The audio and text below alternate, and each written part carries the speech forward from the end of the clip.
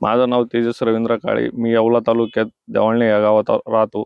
माझा शेवगा 7 एकर लागवड केलेली आहे आणि 7 एकरात माझा खर्च 6 ते 7 लाख रुपये झालेला आहे आणि मला एकरी उत्पन्नाची अपेक्षा 5 ते 6 टनाची आहे.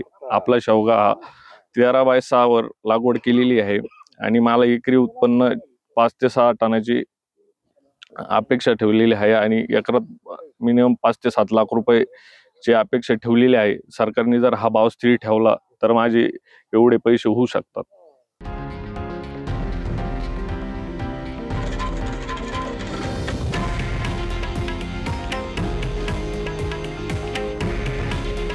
हे आहे देशातील नंबर 1 न्यूज नेटवर्क आणि आपण पाहत आहात TV9 मराठी.